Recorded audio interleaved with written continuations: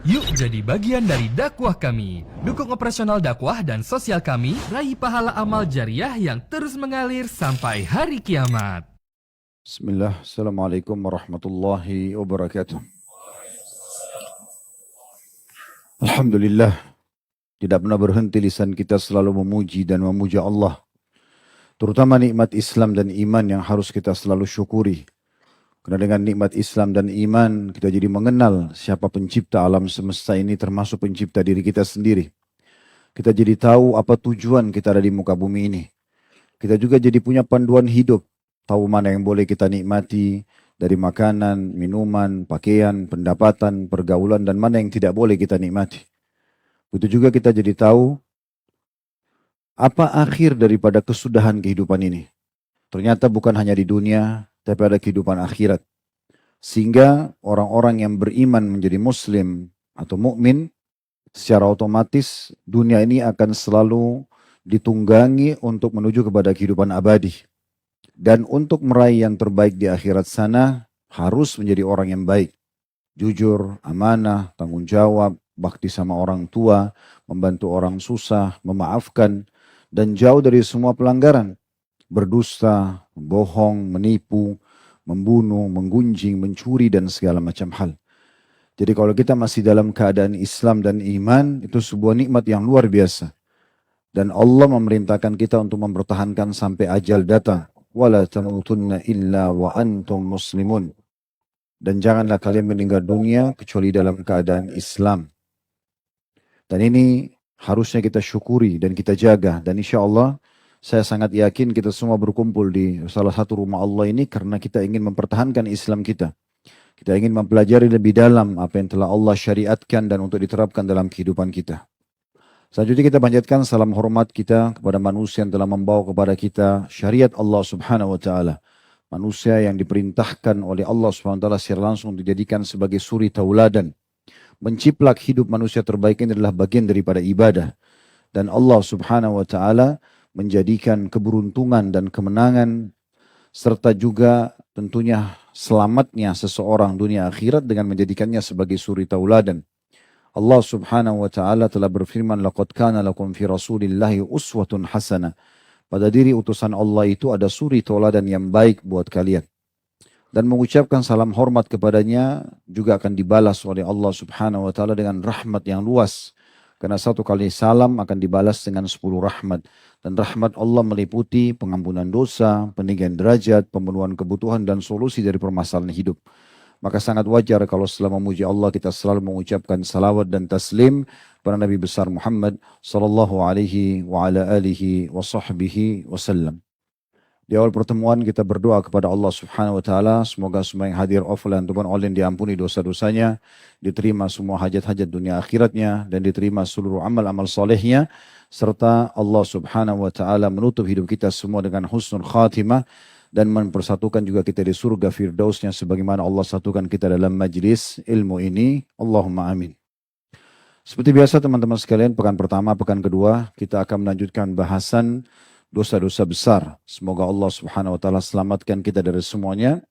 Dan hari ini kita akan bahas lanjutan dosa besar yang tulis oleh Syekh Muhammad bin Abdul Wahhab rahimahullah.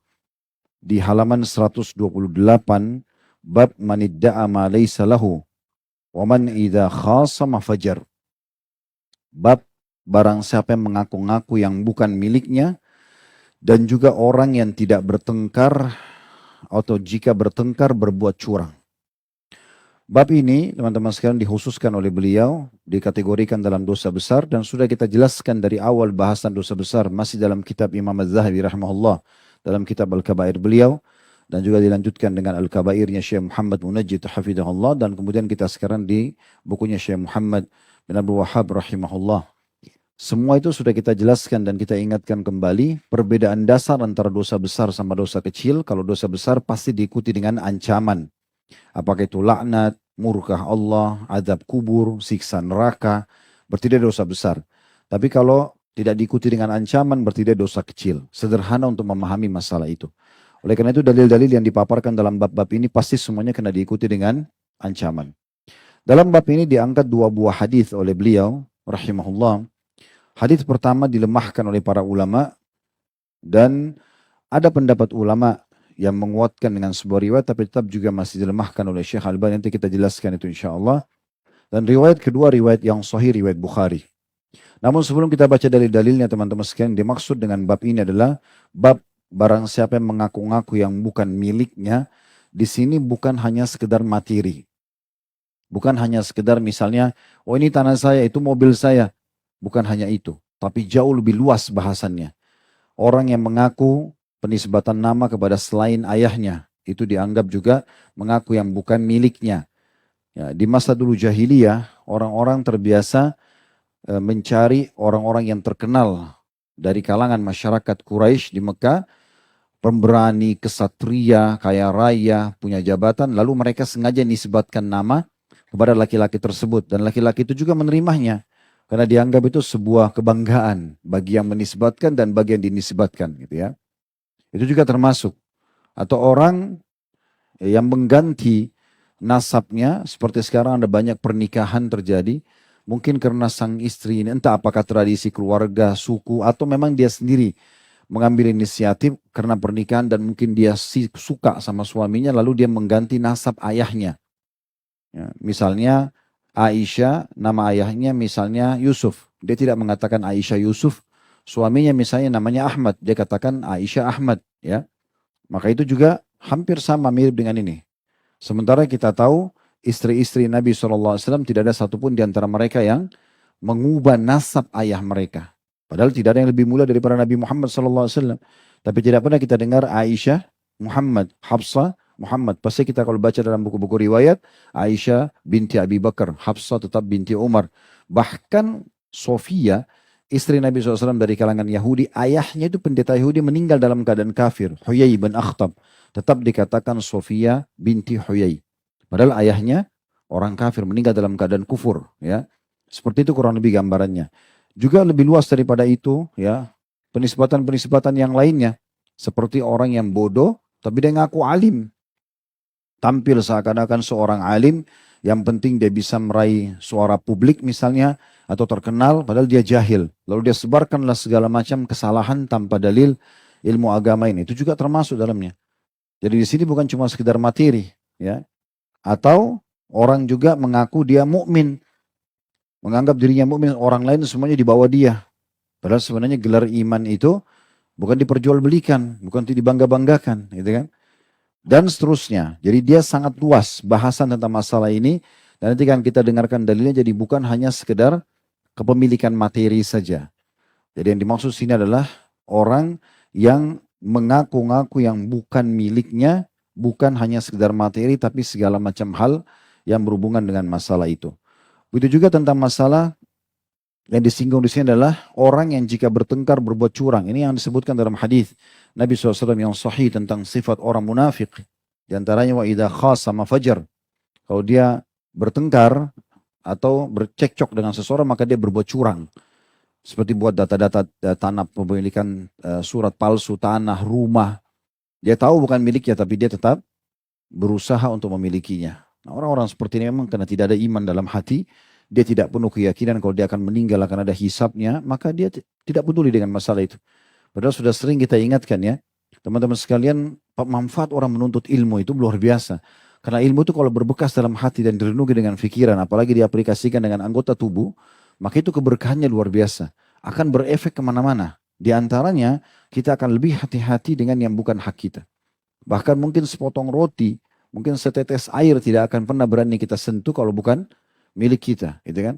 Apalagi kalau sampai hal-hal yang besar, ya pengambilan tanah misalnya atau apa sajalah. Berapa banyak orang subhanallah yang tidak beriman begini, malah mereka mengambil hak waris saudaranya sendiri, gitu kan? Tidak mau berbagi, padahal sebenarnya bukan milik dia. Kapan seseorang itu sudah meninggal, maka rumah yang ditinggal oleh si mayit menjadi hak waris, semua punya hak yang sama. Tidak bisa lagi dia kontrakin lalu dia nikmatin sendiri, atau dia tunda penjualannya dengan alasan tunggu harga naik. Padahal ahli waris yang lain membutuhkan. Nah itu semua masuk dalamnya. Gitu kan? Dia fajar. Dia berbuat jahat di situ. Pada ahli waris gitu kan. Atau yang lainnya. Atau yang lainnya. Berapa banyak rumah tangga terjadi. Pada saat suaminya kaya raya dia hormatin. Tapi pada saat tidak maka dia mencaci maki, dia menghina, meninggalkannya, misal, contoh. Karena sudah tidak kaya lagi. Ini juga termasuk ini. Ya, dia fajar di situ, dia berbuat kejahatan di situ.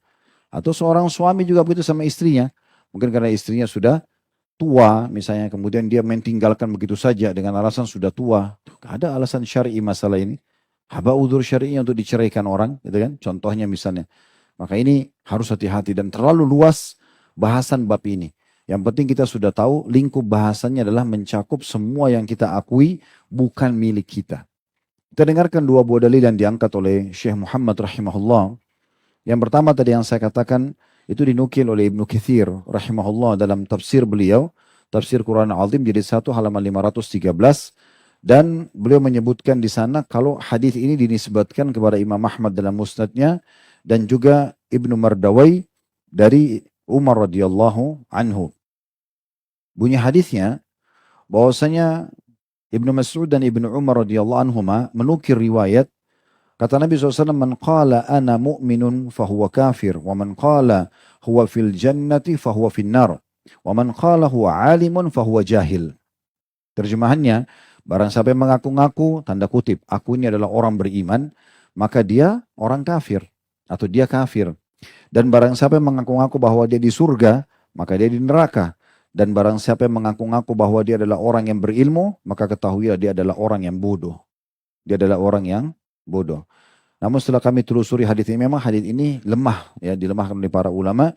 Namun di sini Syekh Muhammad atau penulis pentahkik buku ini, bukan Syekh Muhammad ya, yang mentahkik bukunya, mengatakan bahwasanya di footnote-nya, di footnote nomor 161 di bawah, At-Tabarani juga meriwayatkan dalam kitab Al-Awsat secara ringkas.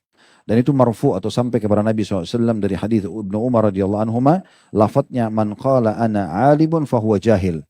Dan siapa yang mengaku-ngaku bahwasanya dia seorang alim, maka dia jahil. Maka dia jahil. Dan di sini hadis ini didhaifkan oleh Syalban dalam dhaif At-Targhib di nomor 112 ya. Baik, untuk hadis ini kita tinggalkan dulu karena dia lemah. Kita akan pindah ke hadis sahih yang kedua. Nanti akan kita hubungkan ini dalam bahasan nanti dalam syarahnya. Karena hadis ini juga tidak bisa kita tinggalkan begitu saja karena dia sangat erat hubungannya dengan hadis yang kedua walaupun berbeda lafaz ya. Kita akan fokus ke hadis kedua sekarang, hadis Bukhari Muslim, ini hadis sahih. Di mana Nabi SAW bersabda, "Laisa min rajulin idda'a ila ghairi abihi wa huwa ya'lamuhu illa kafar. Wa man idda'a ma laysa lahu falaysa minna wal yatabawwa maq'adahu minan nar. Wa man rama musliman bil kufri aw qala ya aduwallah wa laysa kadzalika illa hara alaihi." Tidaklah seseorang yang menisbatkan diri kepada selain bapaknya atau ayahnya, padahal dia tahu bapaknya yang sebenarnya, melainkan dia telah kufur. Dan barang siapa yang mengaku-ngaku yang bukan miliknya, maka dia tidak di atas jalan kami atau bukan golongan kami, dan hendaklah dia memilih tempatnya di neraka. Dan barang siapa menuduh seorang muslim dengan kekufuran atau mengatakan wahai musuh Allah, tanda kutip, padahal dia tidak demikian, melainkan tuduhan itu akan kembali kepada pengucapnya, Ini kurang lebih hadis yang sahih yang kita akan fokus bahas, kemudian insya Allah baru kita nanti hubungkan dengan hadis yang sebelumnya.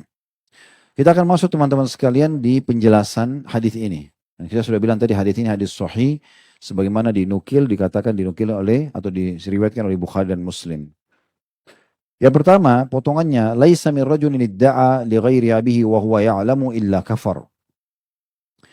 Tidaklah seseorang lelaki pun atau seseorang yang mengaku bapak kepada orang yang bukan bapaknya atau menisbatkan diri kepada selain bapaknya padahal dia tahu kecuali dia kafir.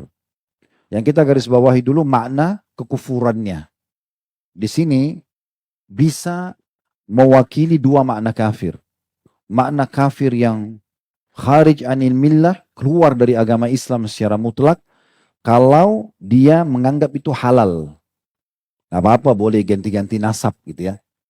Padahal dia tahu ini ayahnya, tapi gak apa-apa diingatkan, gak boleh loh, akhi, ukhti, gak boleh nisbatan. Gak apa-apa, itu kan mau saya terserah gitu. Misalnya, dia kayak menghalalkannya. Mirip kalau orang berzina, zina itu bisa pada tingkat orang kufur, dan bisa tingkat masuk dosa besar saja. Kufur kapan? Kalau dia halalkan zina. Kamu gak boleh zina loh. Gak apa-apa. Kalau saya mau gimana? Halal kok. Nah, dia menghalalkan apa yang Allah haramkan. Di sini dia kufur. Keluar dari Islam. Ya. Tetapi kalau dia melakukannya dalam kondisi dia yakin itu dosa, cuma dia lalai, maka itu dosa besar. Jadi kita bisa bandingkan di situ ya.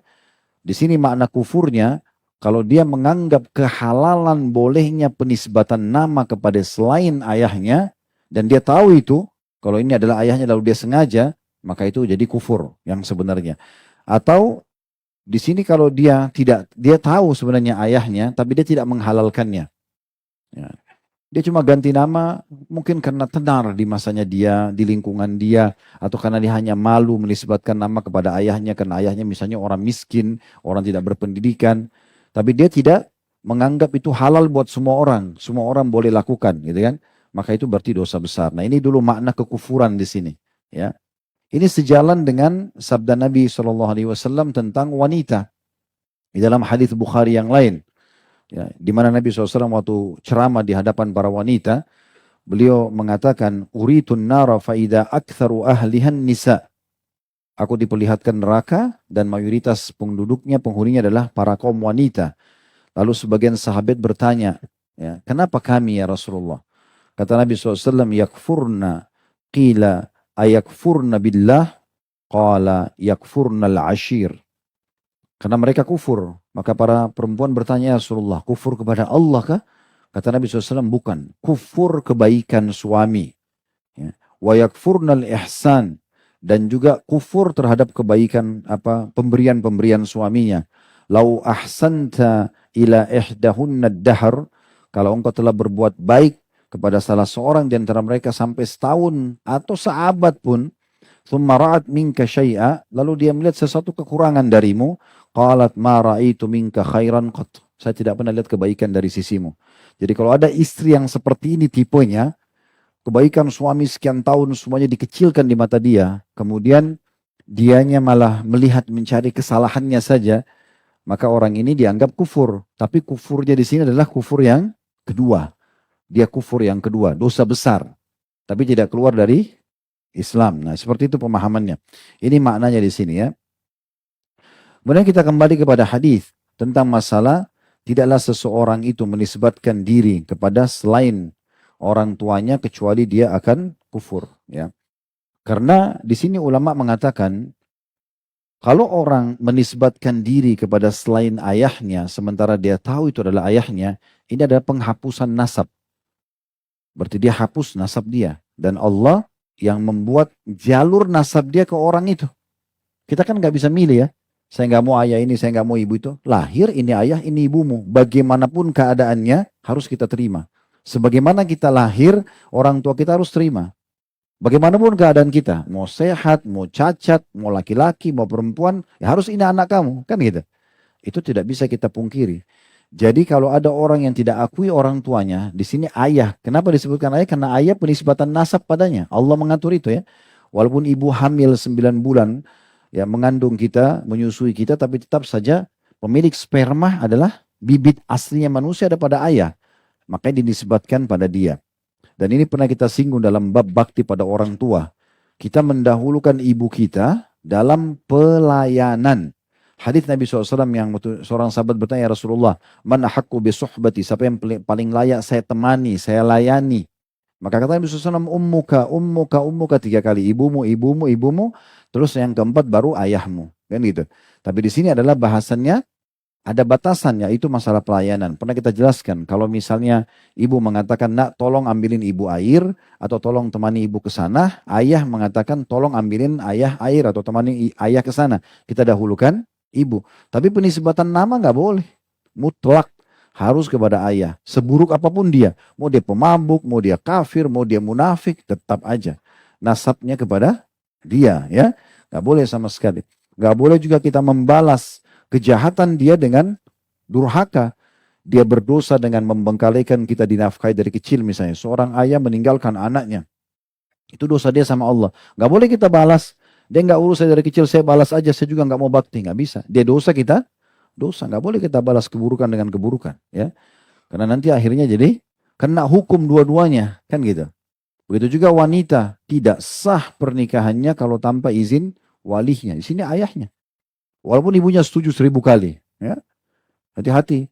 Ada banyak laki-laki begitu. Dia lamar seorang wanita, ayahnya nggak setuju. Yang dilobi ibunya. Ini masih banyak yang berdiri, Masya Allah. Bisa rapat-rapat lagi.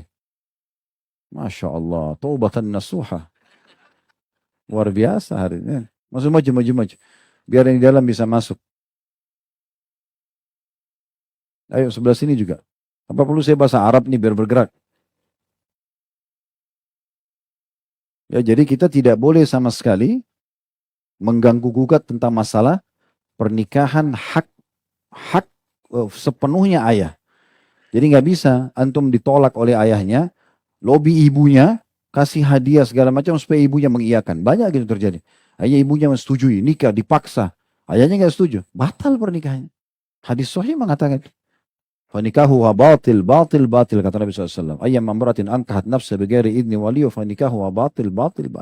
Perempuan manapun yang coba-coba menikahkan dirinya tanpa izin walinya, nikahnya batal. Selesai.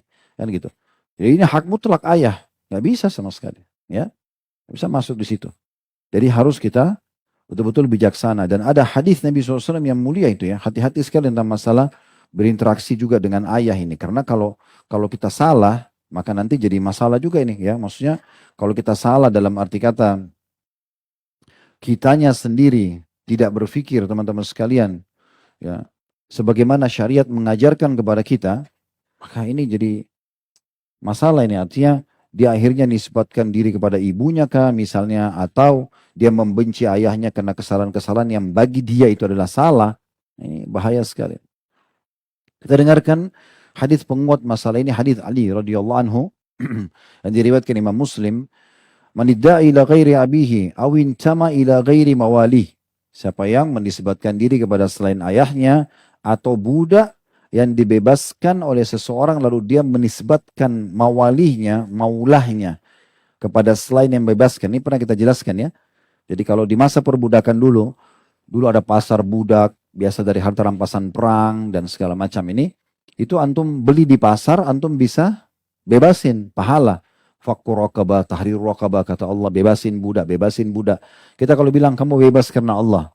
Seperti kita pernah jelaskan di serial sahabat Talha bin Ubaidillah radhiyallahu anhu, salah satu dari 10 sahabat yang masuk surga, beliau itu hampir tiap hari membebaskan antara 30 sampai 36 budak. Karena beliau punya uang, datang ke pasar beli, bebasin.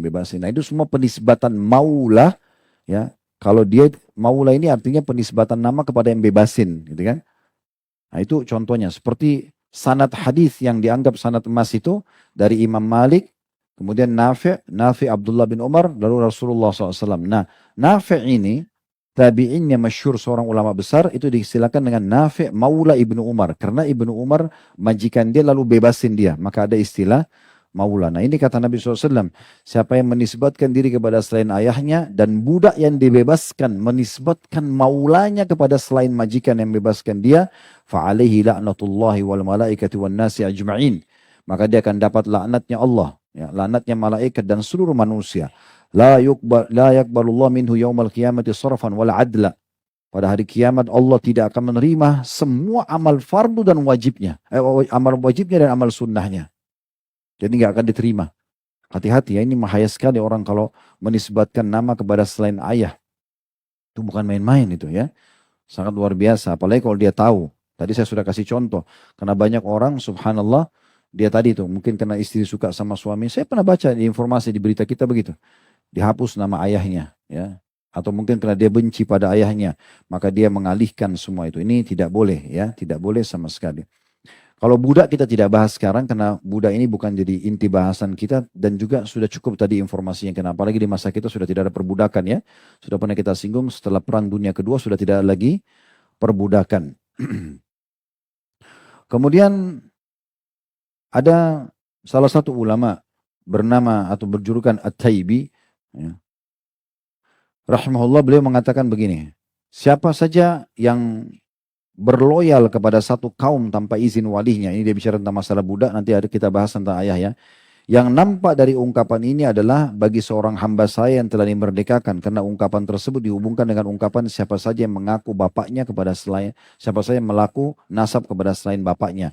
Karena penyatuan keduanya dalam riwayat itu menyebutkan bahwasanya sama saja pembebasan budak ini mirip dengan penghilangan nasab. Karena kan budak yang dibebasin itu dia seperti punya hubungan nasab. Maula ini kayak penisbatan kepada pembebasnya. Dan sudah pernah kita jelaskan tabligh kabar kita ya. Kalau antum bebasin budak dan antum menjadi maulahnya, kapan budak antum meninggal dan dia orang kaya, antum termasuk salah satu ahli warisnya. Padahal kita tidak ada hubungan kekerabatan sebelumnya. Nah itu menandakan memang berarti ada sesuatu yang sangat kuat relevansi antara keduanya gitu ya. Kemudian juga ada penjelasan yang lain ya, berhubungan dengan masalah ini, yaitu adanya orang-orang ya, yang coba menisbat atau menghapus nisbat nama ayahnya karena benci, karena marah saja. Marah. Kadang-kadang dengan marah-marah yang kecil saja. Contoh, antum marah terus tiba-tiba nama antum misalnya Ahmad bin Yusuf. Ah, ayah saya ini suka pukul saya. Udah Ahmad saja. Nama Yusuf saya hapus saja. Dia cuma niat begitu, dia bukan menghapus secara umum karena emosi saja. Perhatikan hadisnya. Ini luar biasa tegasnya. Kata Nabi SAW, la targabu an abaikum. Jangan pernah kalian benci ayah-ayah kalian. Seburuk apapun perbuatannya, ya. Dia fisiknya nggak boleh kita benci, perbuatannya boleh. Karena dalam Islam membenci perbuatan maksiat boleh. Ada orang berzina yang kita benci zinanya bukan fisiknya. Kalau dia sudah tobat kita lupakan, kan gitu. Karena yang salahnya sudah ditinggalkan, kan seperti itu. Ada orang kafir memerangi Islam, tiba-tiba dia masuk Islam, ya udah selesai. Karena penyebab yang disuruh kita benci, kekufuran dia sudah hilang, kan gitu. Jadi bukan fisiknya, apalagi kalau orang tua kita. Kata Nabi SAW, jangan pernah kalian benci ayah kalian. Faman ragiba an abihi fahuwa kafir. Siapa yang benci ayahnya, dia telah kafir. Dan di sini kufurnya adalah seperti yang kita jelaskan, kufur yang kedua, yaitu kufur dosa besar. Kecuali dia menghalalkan. Dia mengatakan, enggak apa-apa. Allah haramkan enggak boleh ganti nasab. Enggak apa-apa. Nah, dia halalkan baru jadi kufur yang keluar dari agama gitu ya. Kemudian dalam hadis yang lain juga tegas sekali tentang terharamkannya surga bagi orang yang menisbatkan diri kepada selain ayahnya. Kata Nabi SAW, man idda'a ila ghairi abihi wa huwa ya'lam annahu ghairu abihi fal jannatu alaihi haram. Barang siapa yang menisbatkan diri kepada selain ayahnya dan dia tahu ayah yang sebenarnya siapa, maka surga terharamkan untuknya. Surga terharamkan untuknya. Jadi ini hadis-hadis yang sangat tegas ya, berhubungan dengan masalah apa yang kita bahas ini ya. Dan ini hadis yang terakhir kita baca diriwayatkan oleh Imam Bukhari ya. Jadi dari sini kita bisa lihat bagaimana tegasnya ya penyampaian dalam syariat tentang tidak bolehnya orang untuk menisbatkan diri kepada yang bukan miliknya, kan ini bukan milik nasab dia ya. Ada lagi hadis yang lain, dan hadis ini disebutkan dalam As-Sahihain juga. Kata Nabi SAW, laisa min rajulin idda'a di ghairi abihi wa huwa ya'lamu illa kafar. Tidak ada seseorang ya, yang menisbatkan diri kepada selain ayahnya kecuali dia, dan dia tahu kecuali dia kufur. Wa man idda'a qauman laisa lahu fihim falyatabawwa maq'adahu minan nar. Dan barang siapa atau satu kaum yang mengaku-ngaku ya, nasabnya dinisbatkan kepada suku tersebut, maka hendaklah dia mempersiapkan dirinya di api neraka. Nah, sedikit saya ingin tambahkan atau ta'likkan di sini ya, berikan tambahan. Jadi ada orang kadang-kadang mungkin dia tidak faham, mudah-mudahan karena tidak faham.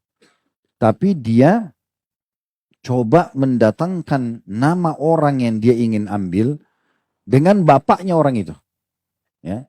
Pernah dengar enggak nama Saddam Hussein ya? Presiden Mesir, Presiden Irak dulu ya. Saddam nama dia, Hussein namanya siapa? Ayahnya. Ayahnya dia. Tapi karena dia mungkin kagum, dia kasih nama anaknya Saddam Hussein. Nama Saddam sama nama ayahnya sekalian. Jangan sampai masuk ke bab itu. Nasab ayahnya orang gitu. Contoh saja ya. Jadi jangan. Atau kabilah suku. Kita tidak ada hubungannya dengan suku itu, tapi kita nisbatkan. Ini hadisnya tentang masalah juga penisbatan suku. Ya. Pernah ada orang datang sama saya mengatakan, Ustaz, ini anak saya namakan Khalid Basalama.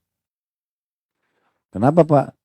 Khalid saja nggak apa-apa, dan jangan niatnya seperti saya ya, niat seperti Khalid bin Walid biar jadi seperti sahabat. Saya banyak kesalahan gitu, banyak kekurangan. Dan Basalama jangan, karena ini nama suku, penisbatan nama kepada suku itu jangan masuk dalam larangan hadis gitu kan. Karena itu memang harus nisbatnya kepada suku tersebut kan gitu. Nah itu yang disebutkan dalam hadis ini gitu. Nah ini yang kita jelaskan atau berhubungan dengan masalah ini. Dan ada juga lafaz yang lain. Inna min a'zamil fira an yadda'i rajul ila ghairi abih. Sesungguhnya di antara dusta yang paling besar adalah seseorang menisbatkan diri kepada selain bapaknya gitu ya. Au yura ainuhu malam tara ya. Atau dia menceritakan sesuatu seakan-akan matanya lihat tapi matanya tidak lihat. Au yaqulu ala Rasulillah sallallahu alaihi wasallam malam yakul. Atau dia mengucapkan ini Nabi bersabda tapi Nabi tidak pernah bersabda.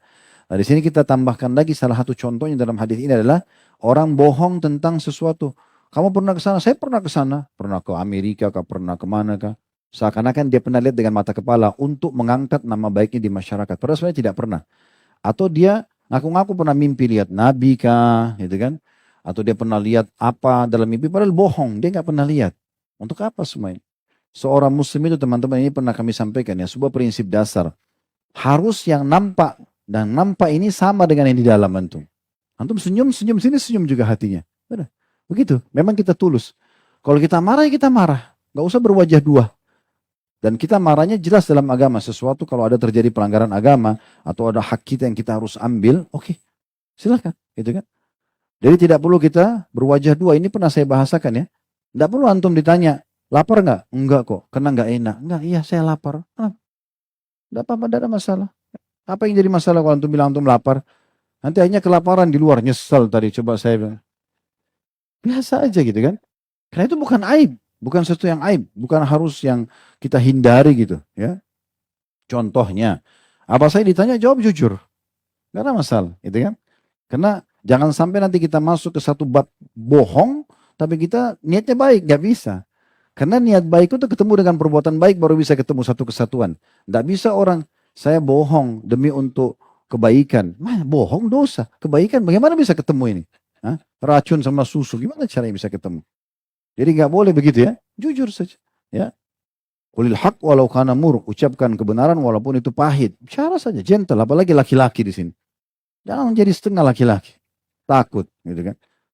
Jawab apa adanya. Ditanya ya sudah. Ya kerjakan. Tidak. Kerjakan ya. Tak tanggung jawab. Tidak kerjakan ya bilang tidak. Kan gitu.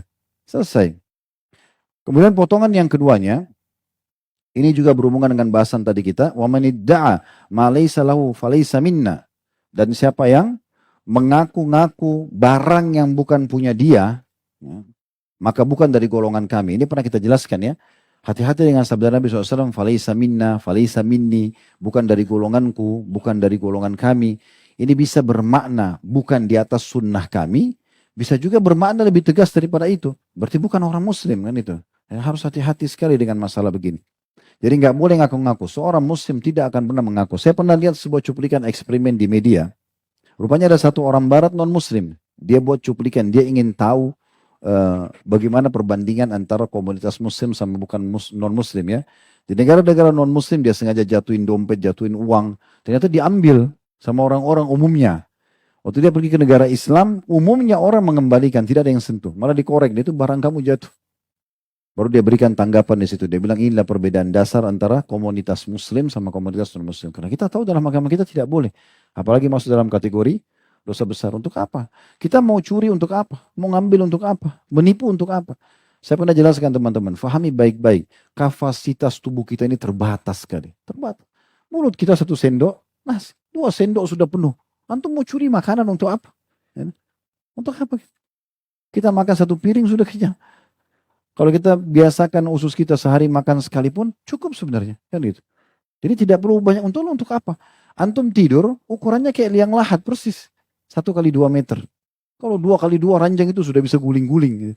Lalu untuk apa curi tanahnya orang? Sekian meter, sekian hektar. Ya, luar biasa, untuk apa? Badan kita pakai baju berapa lembar? Paling 2. 1 baju kaos, 1 kemeja. Kalau pakai 3 lembar kepanasan itu. Ya. Sepatu 1 pasang. Kalau antum punya 2 pasang harus ganti dulu baru bisa. Bagaimana mau pakai double sepatu kan tidak mungkin. Jadi ada kapasitas untuk apa? Mau lebih-lebih ini untuk apa? Kan gitu. Sampai Syekh Utsaimin rahimahullah punya statement menarik tentang masalah dunia. Tapi jangan difahami negatif ya. Beliau mengatakan menggambarkan dunia. Harusnya seorang mukmin melihat dunia itu seperti WC. Beliau bilang begitu. Dia datang, dia buang hajatnya, dia keluar. Gitu kan. Jadi bukan tempat yang harus dijadikan sebagai target berebut tanah, berebut jabatan. Untuk apa? Gitu. Orang cuma lewat. Itulah sabda Nabi SAW mengatakan, ada apa aku dengan dunia? Karena perempuan aku dengan dunia seperti seorang musafir yang penat, kemudian dia akan tinggalkan. Udah sebentar aja. Ya. Dan dengan antum beriman masalah akhirat ini luar biasa. Antum jadi kecil semua dunia. Ada hak kita belum kita dapat, oh di akhirat saya akan ambil. Kan selesai. Kan gitu. Sederhana sekali. Jadi hati-hati, karena di sini ada ancaman dua bagi orang yang mengatakan ini barang saya tapi bukan barang dia. Kayak tanah, kayak makanan, kayak pakaian, apa saja gitu ya. Maka itu akan bukan dari golongan kami dan ditambah lagi. Wal yatabawwa maqadu minan nar. Dan dia harus pilih tempatnya di neraka. Ini luar biasa ancamannya nih ya.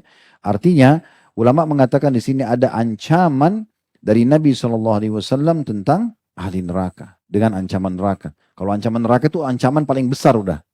Karena gak ada ancaman lebih berat. Kalau laknat, siksa kubur itu masih di bawah. Kalau sudah neraka ini udah luar biasa. Ya. Dan ini sejalan demi untuk menyebarkan keadilan di tengah-tengah masyarakat. Maka dilarang kita untuk mengambil yang bukan hak kita. Karena Nabi SAW mengatakan dalam hadis riwayat Muslim, Bukhari Muslim tepatnya. Kata Nabi SAW, "Lau utiyan nasu bida'wahum ladda'an nasu dima'a rijalin wa amwalahum walakinnal bayyinata ala mudda'a." Kalau seandainya orang-orang itu diberi sesuai dengan pengakuan mereka sendiri, tentu mereka akan mengaku berhak atas darah atau nyawa orang lain. Saya dia bunuh orang lalu dia bilang ini yang bunuh kok. Kalau semua orang boleh mengaku-ngaku, maka dia bisa celakakan orang lain, gitu kan? Dia bisa fitnah orang lain. Lalu Nabi SAW mengatakan, maka orang akan mengaku berhak atas darah orang lain atau nyawa ataupun harta orang lain. Akan tetapi yang harus diterapkan kata Nabi SAW adalah wajib bagi orang yang menuduh mendatangkan bukti. Bayyinah. Harus ada bukti-bukti baru bisa. Gitu kan? Dalam riwayat yang lain, kata Nabi SAW, al-bayyinatu alal mudda'i wal yaminu alal mudda'a alaihi.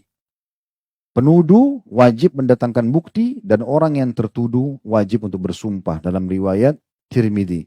Di sini bagaimana Nabi SAW menekankan tentang tata cara yang paling tepat untuk menghadapi permasalahan, gitu ya. Kemudian potongan terakhir dari hadis adalah وَمَنْ دَعَ رَجُلًا بِالْكُفْرِ أَوْ قَالَ عَدُوَ اللَّهِ وَلَيْسَ كَذَلِكَ إِلَّا حَارَ عَلَيْهِ. Dan barang siapa yang memanggil seseorang dengan julukan hai kafir, ya, hai musuh Allah, dalam beberapa riwayat lain, hai munafik. Ya.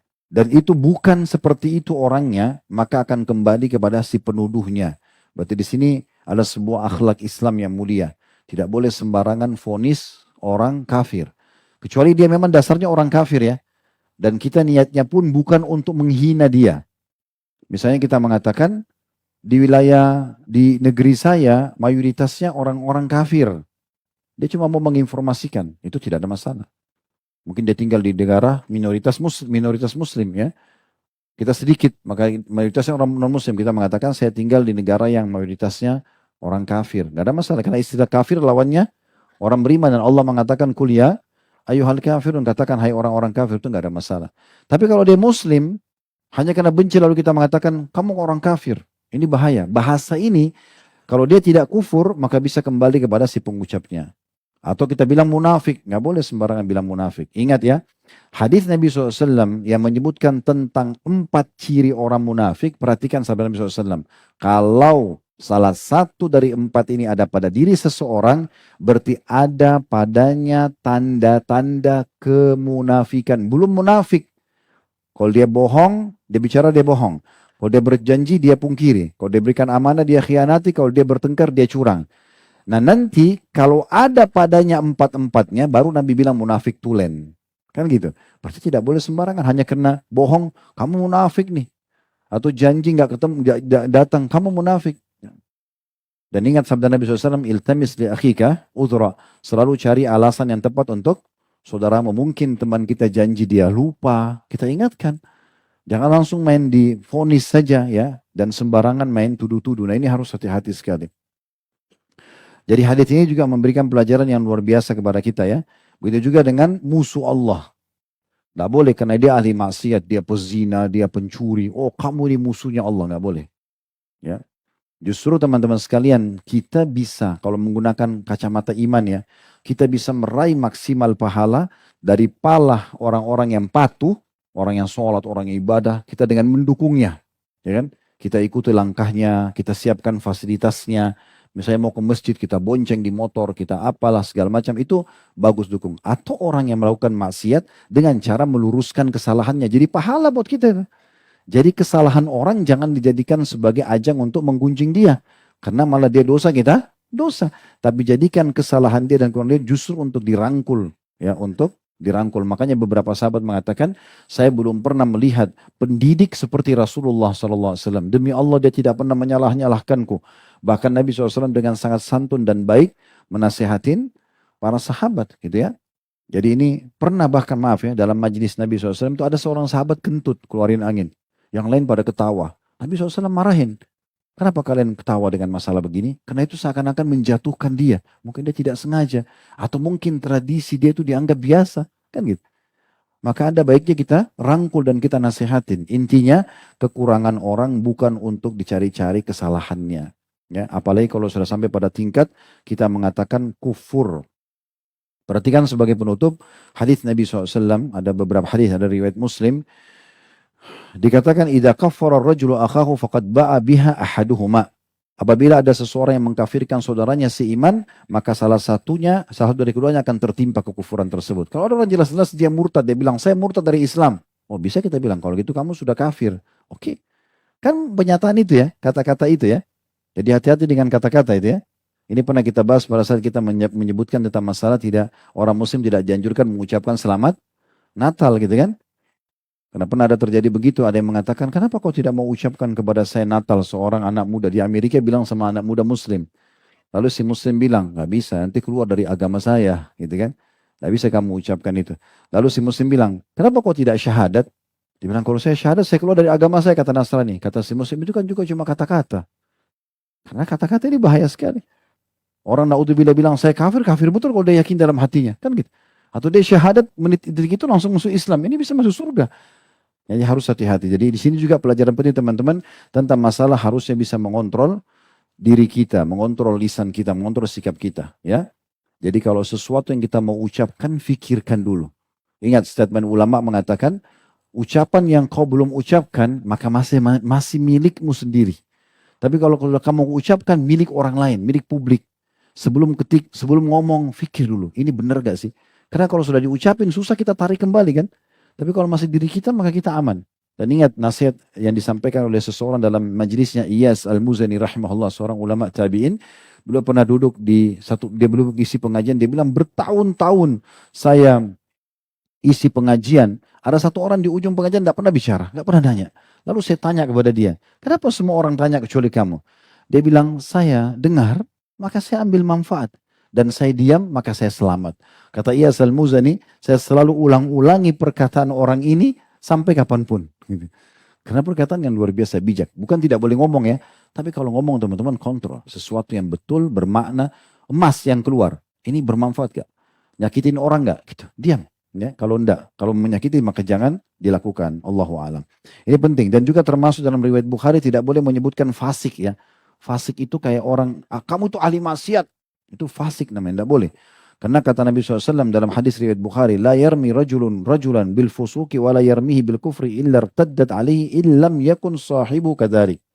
Tidaklah seseorang menuduh orang lain dengan kata fasik dan menuduhnya dengan kata kafir, kecuali tuduhan itu akan kembali kepada si penuduh jika orang yang tertuduh itu tidak seperti yang dituduhkan. Jadi belum tentu teman-teman sekalian ada orang misalnya, naudzubillah ya, dia lewat satu tempat dan kebetulan tempat itu banyak pelacuran. Lalu kita mengatakan, oh dia lewat di sana berarti dia orang ya yang fasik, ahli maksiat. Mungkin dia cuma lewat. Mungkin dia datang di situ dia tidak tahu itu tempat perzinahan. Kan gitu. Jadi tidak boleh kita buru-buru untuk menilai orang kecuali depan mata jelas dia berbuat kemaksiatan baru kita berhentikan dan nasihat itu pun kita jadikan sebagai ajang pahala buat kita. Allahu a'lam.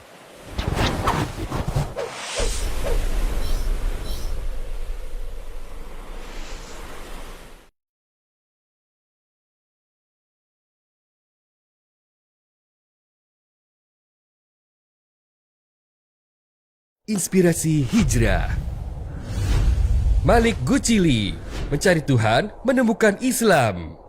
Hadirilah talk show bersama Ustadz Khalid Basalamah, mengangkat kisah perjalanan saudara muslim dalam menjemput hidayah. Dahulu adalah seorang Nasrani. Setelah itu Ana pindah ke agama Buddha. Lalu saya menemukan 3 orang yang menurut saya beragama Islam yang berbeda dari kebanyakan orang Islam yang saya kenal. Ciri-cirinya berjenggot, celananya cingkrang. Dan mereka sangat menghormati agama saya. Akhirnya Ana memutuskan untuk bersyahadat. Asyhadu alla ilaha illallah wa asyhadu anna Muhammadar Rasulullah.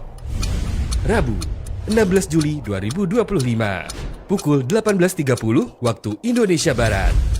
Masjid Nurul Iman Blok M Square, Jakarta Selatan. Live hanya di sosial media Khalid Basalamah Official dan TV satelit Gazwa TV. Sesaat lagi.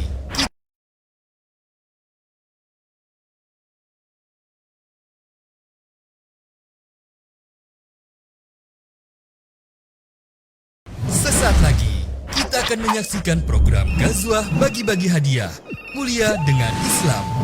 Hanya di Gazwa TV, media dakwah masa kini.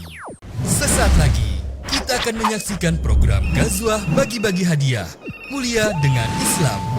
Hanya di Gazwa TV, media dakwah masa kini. Sesaat lagi, kita akan menyaksikan program Gazwah Bagi-Bagi Hadiah Mulia dengan Islam. Hanya di Gazwa TV, media dakwah masa kini. Assalamualaikum warahmatullahi wabarakatuh.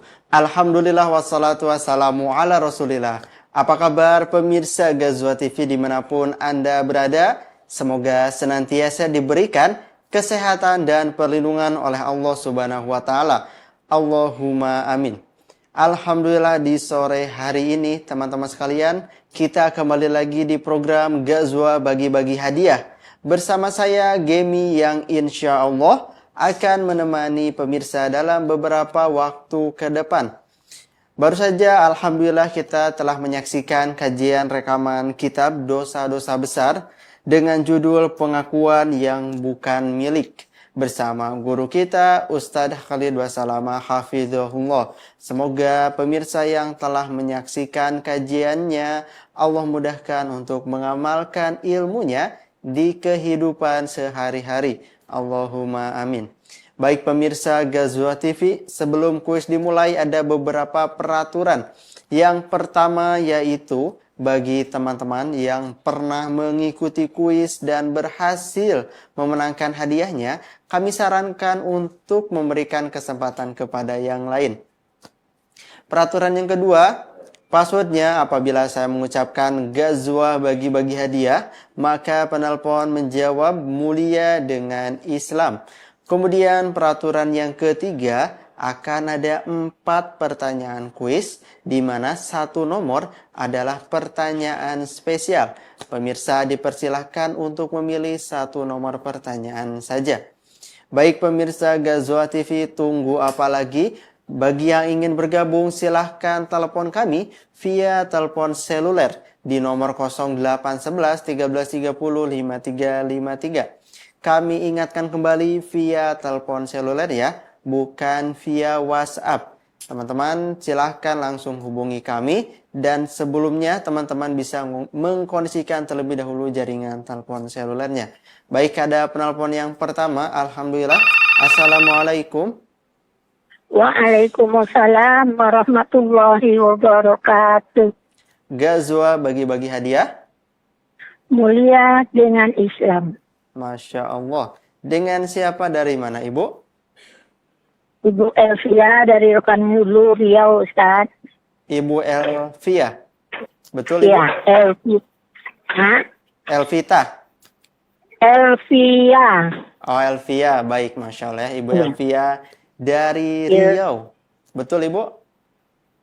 Insya Allah. Masya Allah ya. Bagaimana Ibu Elvia kabarnya sore hari ini di Riau? Alhamdulillah sehat Ustaz. Alhamdulillah ya. Semoga Ibu senantiasa diberikan kesehatan dan perlindungan bersama keluarga di rumah. Amin ya Allah, amin ya Baik. Rabbal alamin. Ibu barusan telah menyaksikan kajiannya melalui apa? Sosial media YouTube kah? Instagram? IG, Ustaz. Instagram. Baik, Masya Iya. Allah Ibu. Semoga Allah mudahkan mengamalkan ilmunya ya Bu. Amin. Baik. Bagaimana Ibu Elvia, sudah siap mengikuti kuis?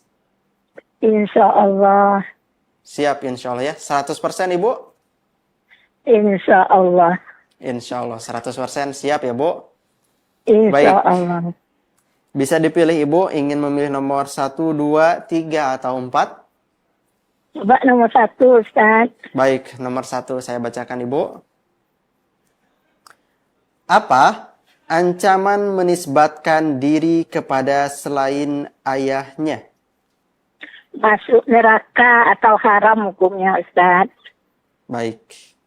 Sudah yakin Ibu dengan jawabannya?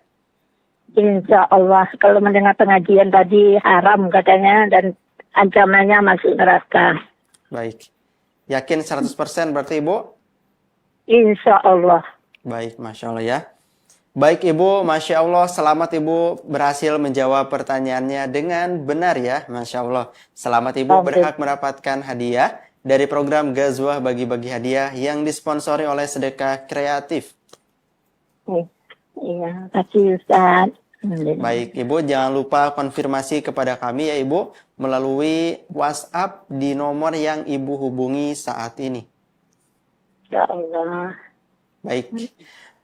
Saya ucapkan terima kasih jazakillah khairan Ibu Elvia telah bergabung bersama kami di kuis sore hari ini. Dan yang terakhir mungkin Ibu ada pesan dan kesan yang ingin disampaikan. Silakan Ibu.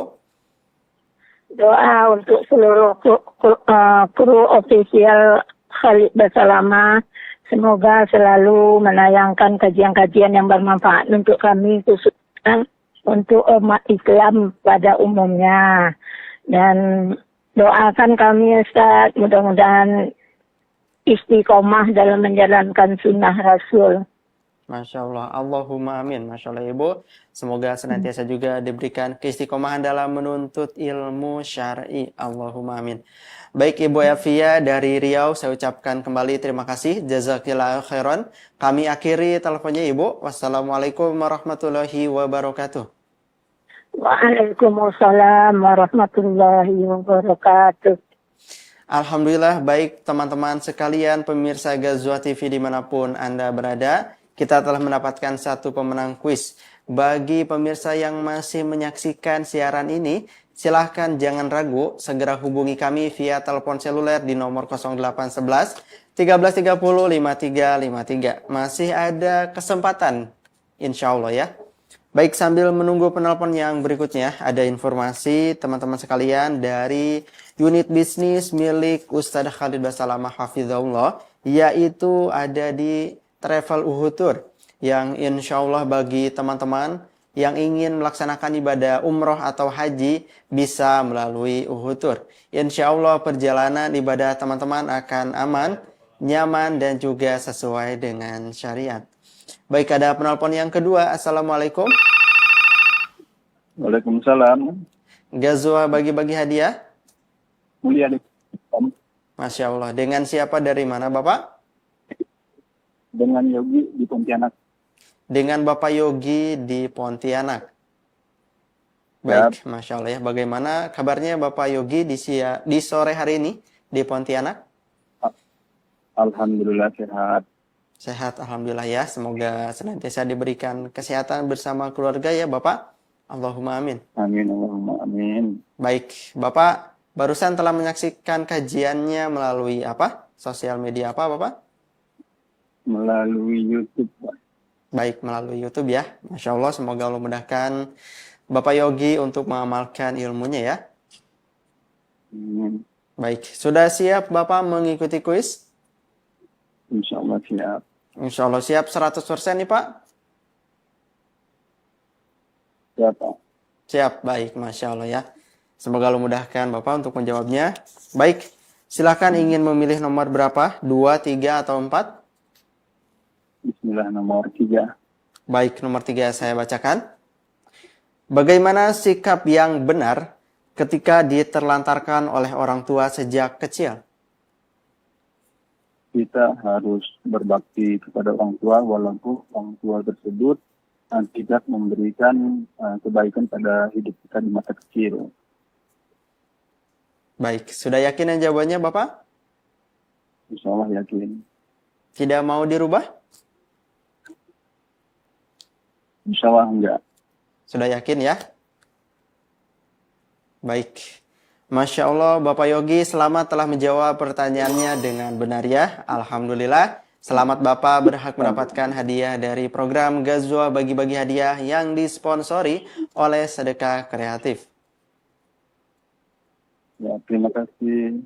Sama-sama. Alhamdulillah. Dan kami ingatkan, Bapak jangan lupa konfirmasi kepada kami via WhatsApp di nomor yang Bapak hubungi saat ini.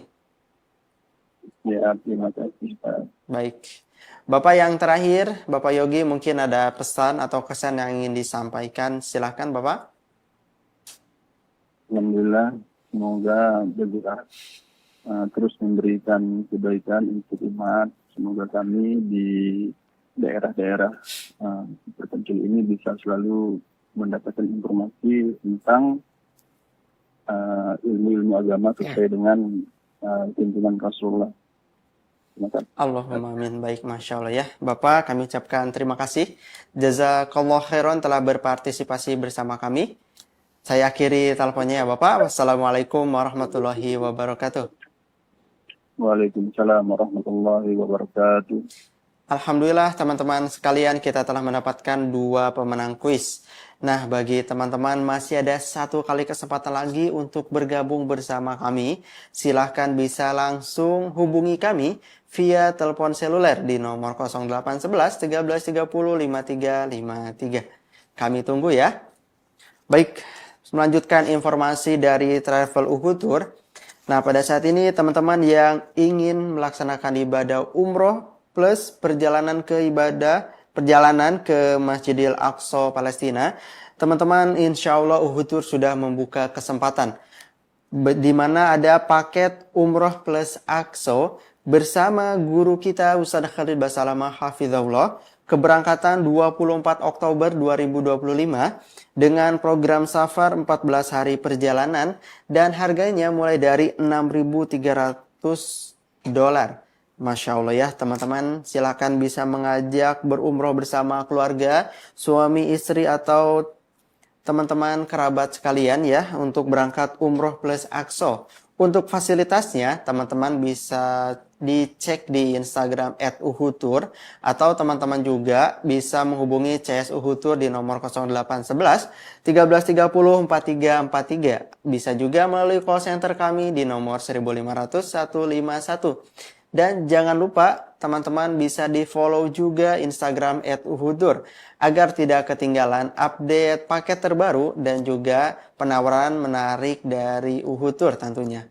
Baik, berikutnya ada informasi dari Ajwad Resto yang merupakan restoran khas Timur Tengah dengan cita rasa Nusantara. Nah, bagi pemirsa Ghazwah TV yang ingin mengakikahkan anak tersayangnya dan tidak ingin ribet untuk dalam prosesnya ya teman-teman, insya Allah bisa melalui Ajwad Resto. Kami ada paket akikah yang insya Allah memudahkan teman-teman, prosesnya cepat dan mudah tentunya ya.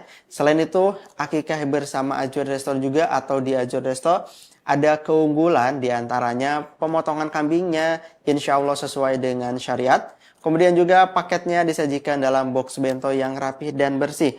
Dan kami juga insya Allah menawarkan layanan yang gratis yaitu penyalurannya, paket akikahnya. Bisa dibantu juga bersama kami insya Allah. Teman-teman silahkan yang ingin berakikah atau mengakikahkan anak tersayangnya bisa langsung hubungi CS Ajwad Resto di nomor 0811 1330 1010 atau melalui call center kami di nomor 1500151. Kemudian ada program dari Ajwad Resto yang menarik yaitu Ajwad Outdoor Breakfast. Ini program cocok bagi teman-teman yang ingin merasakan atau mencicipi sarapan ala Timur Tengah. Teman-teman bisa datang ke program ini. Insya Allah kami buka setiap hari kecuali di hari Jumat. Ingat teman-teman bisa datang langsung ke lokasinya ada di Ajwad Resto Condet di halaman parkir ya. Kami buka mulai jam 7 pagi hingga jam 9 pagi. Teman-teman bisa mungkin datang sambil berangkat kerja atau mengantar anak sekolah, atau juga mungkin teman-teman sengaja datang bersama keluarga atau orang tua, silahkan bisa langsung datang ya. Besok kami buka insya Allah ya, hari Kamis besok jam 7 pagi hingga jam 9 pagi. Dan harganya terjangkau insya Allah ya. Mulai dari Rp15.000 saja, teman-teman sudah bisa mencicipi atau merasakan sarapan ala Timur Tengah ala Ajwad Resto. Masya Allah ya. Silakan teman-teman, bagi yang penasaran terkait update informasi atau penawaran menarik dari Ajwad Resto, bisa memfollow Instagram @ajwadresto. Insya Allah teman-teman tidak akan ketinggalan update atau promo menarik dari Ajwad Resto. Baik, berikutnya ada dari Ajwad Store yang menyediakan souvenir khas Timur Tengah. Bagi pemirsa Ghazwah TV yang sedang membutuhkan busana muslim, baik untuk laki-laki atau perempuan, teman-teman bisa di-order di Ajwad Store.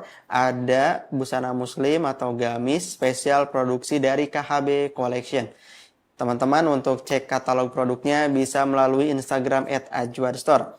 Selain itu kami juga menjual cemilan-cemilan khas Timur Tengah dan juga buku-buku Islami ya, termasuk karya dari guru kita sendiri, Ustaz Khalid Basalamah Hafizahullah. Bisa diorder langsung di Ajwad Store.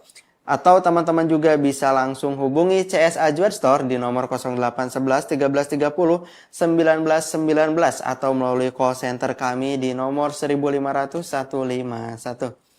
Baik teman-teman Ghazwah TV, pemirsa Ghazwah TV dimanapun Anda berada, kami ingatkan kembali, masih ada 1 kali kesempatan lagi bagi pemirsa yang ingin bergabung di kesempatan kuis sore hari ini. Silakan jangan sia-siakan kesempatan kali ini. Insya Allah pertanyaannya mudah, sesuai yang telah disampaikan oleh Ustaz Khalid Basalamah di kajian rekaman barusan ya. Baik, kami ingatkan kembali, hubungi via telepon seluler di nomor 0811 1330 5353. Baik, selanjutnya ada dari Mawadah. Nah, Mawadah ini adalah media ta'aruf Islami, tentunya menawarkan solusi bagi pemirsa Ghazwah TV yang sedang mencari pasangan hidup yang halal. Insya Allah kami akan fasilitasi teman-teman untuk mendapatkan jodoh impiannya. Untuk program detailnya, teman-teman bisa dicek di Instagram @mawadah_idn. Atau teman-teman bisa menghubungi CS Mawadah di nomor 0811 1330 2020. Bisa juga melalui call center kami di nomor 1500 151. Baik, berikutnya ada dari kelas Ghazwah Academy. Masya Allah ya, ini adalah kelas bisnis bersama guru kita Ustaz Khalid Basalamah Hafizahullah. Bagi pemirsa Ghazwah TV yang saat ini mungkin kebingungan atau bimbang ya terkait bisnis yang dijalankannya, apakah sudah sesuai dengan syariat, apakah melanggar batasan-batasan syar'i, teman-teman bisa mengikuti kelas ini. Insya Allah akan dipaparkan oleh Ustaz Khalid Basalamah Hafizahullah terkait batasan-batasan syar'i dalam berbisnis. Selain itu, kelas ini juga akan disampaikan terkait motivasi dalam berbisnis menjadi pengusaha muslim yang kaya ya. Insya Allah sukses dunia akhirat. Teman-teman bisa mengikuti kelas Ghazwah Academy ini. Bagi teman-teman yang ingin memulai wirausaha atau teman-teman yang sudah berwirausaha sudah lama ya, 5 tahun, 10 tahun, bisa juga mengikuti kelas ini. Masya Allah ya, silakan. Teman-teman bisa dicek untuk programnya di Instagram @Ghazwah Academy. Atau teman-teman bisa menghubungi langsung CS Ghazwah Academy di nomor 0811 1330 2626. Atau juga bisa melalui call center kami di nomor 1500 151. Baik, berikutnya ada dari sedekah kreatif. Nah, bagi teman-teman yang mungkin ingin mensedekahkan hartanya di jalan Allah Subhanahu wa taala, teman-teman bisa melalui sedekah kreatif yang menawarkan program sosial banyak sekali. Ada seperti pembangunan masjid, pembangunan rumah Quran, ada juga wakaf sumber air bersih, dan masih banyak lagi program sosial lainnya. Silakan teman-teman bisa melalui sedekah kreatif langsung sedekahkan harta Anda ya, insya Allah. Di mana bisa menghubungi CS Sedekah Kreatif di nomor 0811 1330 1414. Baik teman-teman sekalian, informasi berikutnya ada dari jadwal pekan ini bersama guru kita Ustaz Khalid Basalamah Hafizahullah. Insya Allah hari ini pada maghrib ada talk show inspirasi hijrah dengan judul Mencari Tuhan Menemukan Islam. Masya Allah ya, ini merupakan judul yang sangat menarik sekali untuk disimak ya teman-teman. Silahkan bisa merapat langsung ke Masjid Nurul Iman Blok M Square Jakarta Selatan pada maghrib. Silahkan bagi teman-teman mungkin pulang kerja atau pulang kantor bisa merapat dulu untuk menyaksikan talk show inspirasi hijrah bersama guru kita Ustaz Khalid Basalamah Hafizahullah. Dan bagi teman-teman juga yang mungkin ingin menyaksikan secara live, insya Allah ada di YouTube KHB Official. Insya Allah besoknya hari Kamis, teman-teman sekalian, ada pada subuh di Masjid Baitul Ma'mur Bekasi Barat. Ini juga kajian terbuka untuk umum. Teman-teman bisa merapat sholat subuh di sana, kemudian pada subuhnya langsung mengikuti kajian. Ada kajian kitab Sahih At-Targhib wa At-Tarhib. Insya Allah siang harinya teman-teman sekalian ada dilanjutkan kajian live streaming. Kitab menghidupkan sunnah-sunnah yang terlupakan dengan judul Sunnah-sunnah seputar siwak. Dan insya Allah kajian terakhir di pekan ini yaitu ada di hari Sabtu 19 Juli jam setengah 11 siang ya. Dan ini juga merupakan kajian live streaming. Teman-teman bisa disaksikan di YouTube KHB Official insya Allah ya. Dan kami mengajak atau informasikan kepada pemirsa Ghazwa TV dimanapun Anda berada yang tidak ingin ketinggalan update kajian atau jadwal kajian bersama guru kita, teman-teman bisa memfollow Instagram @info_khbofficial. Dan teman-teman juga bisa memfollow Instagram @khalidbasalamahofficial. Baik, Alhamdulillah di penghujung terakhir ada penelpon. Assalamualaikum. Waalaikumsalam warahmatullahi. Ghazwa bagi-bagi hadiah. Iya. Passwordnya Ibu? Passwordnya apa ya? Passwordnya mulia dengan Islam ya. Mulia dengan Islam. Baik, saya ulangi Ibu. Ghazwa bagi-bagi hadiah. Mulia dengan Islam. Masya Allah. Dengan siapa dari mana Ibu? Saya Emma dari Bandung. Dengan Ibu Emma dari Bandung ya? Iya. Masya Allah. Bagaimana kabarnya Ibu Emma di Bandung di sore hari ini? Alhamdulillah sehat ya. Semoga Ibu senantiasa diberikan kesehatan dan perlindungan oleh Allah Subhanahu wa taala bersama keluarga di rumah ya. Allahumma amin. Amin. Baik. Ibu sedang menyaksikan kajiannya melalui apa Ibu? Dari YouTube. Baik, dari YouTube ya. Baik, Masya Allah ya. Semoga Allah mudahkan Ibu mengamalkan ilmunya di kehidupan sehari-hari ya. Ya, insya Allah. Amin. Baik, Ibu sudah siap mengikuti kuis? Insya Allah. Insya Allah siap ya Ibu, 100% Ibu siap ya? Bismillah. Baik, bismillah ya. Baik, Ibu di sini tersisa 2 pertanyaan lagi, ada nomor 2 dan 4. Silahkan ingin memilih nomor berapa Ibu? Nomor 2. Baik, nomor 2 ya, saya bacakan. Apa perbedaan dosa besar dan kecil? Silahkan bisa dijawab Ibu. Perbedaan dosa besar dan kecil. Iya. Perbedaan dosa dan kecil itu tadi. Kami spill dari sisi hukumannya ya Ibu, silahkan. Dari sisi hukumannya, kalau dosa besar itu, saya lupa, bentar. Silahkan bisa diingat-ingat terlebih dahulu. Iya, sebentar. Ini di awal dosa besar dan kecil itu, kalau dosa besar dari sisi hukumannya itu akan mendapat azab yang besar, dan juga kalau dosa kecil itu Iya. itu bukan azab yang kecil, tapi akan dapat jadi debu-debu yang jadi penutup rezeki, juga jadi debu-debu yang menutup rezeki dan debu-debu yang bikin kita susah untuk beribadah, melakukan ibadah-ibadah dengan sempurna gitu. Baik. Dan Ibu mungkin bisa dilengkapi jika dosa besar ini diikuti dengan ancaman atau tidak Ibu? Apa? Dosa besar itu hukumannya diikuti dengan ancaman atau tidak? Bisa dijawab? Iya, dosa besar nanti juga diikuti dengan ancaman hukuman di dunia dan juga di akhirat. Kalau dosa kecil, Ibu? Ini dosa kecil itu juga ada ancamannya, tapi dapat bertaubat dengan dengan taubat-taubat yang tidak harus taubat nasuha. Baik, sudah yakin ya jawabannya, Ibu? Insya Allah. Baik, Masya Allah, selamat Ibu sudah menjawab pertanyaannya dengan cukup tepat ya. Dimana lebih spesifiknya yaitu dosa besar biasanya hukumannya diikuti dengan ancaman. Adapun dosa kecil tidak diikuti dengan ancaman. Biasanya seperti itu ya Ibu yang disampaikan oleh Ustadz. Ibu, Masya Allah, selamat telah menjawab pertanyaannya dengan cukup tepat. Selamat Ibu berhak mendapatkan hadiah dari program Ghazwah Bagi-Bagi Hadiah yang disponsori oleh Sedekah Kreatif.